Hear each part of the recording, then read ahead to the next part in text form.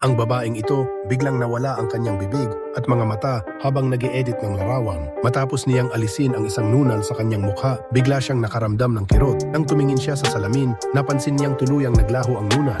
Naisipan niyang paliitin ang kanyang bewang at sa isang iglap, ito ay naging slim. Tuwang-tuwa, naglagay siya ng blush at napansing mas gumanda siya. Ngunit bigla niyang napansin na nawawala ang isa niyang mata. Nang tingnan niya ang computer, natuklasan niyang nabura ito ng mouse. Sinubukan niyang ibalik ang proseso, ngunit nagkaroon ng sariling buhay ang laptop at tuluyang nabura ang kanyang mata at bibig. Sa takot, pinatay niya ito at bumalik ang kanyang mukha sa normal. Subalit sa sandaling iyon, biglang nagbukas mag-isa ang laptop at ang mouse ay gumalaw ng kusa. Nang makita ito, agad niyang sinubukang tumakbo palayo. Ngunit huli na ang lahat, bumalot ang cursor sa kanyang ulo at pinindot ang delete key. Tuluyang naglaho ang ulo na nagresulta sa kanyang malaking na pagkamatay. Ikaw, gusto mo pa bang mag-edit ng picture mo?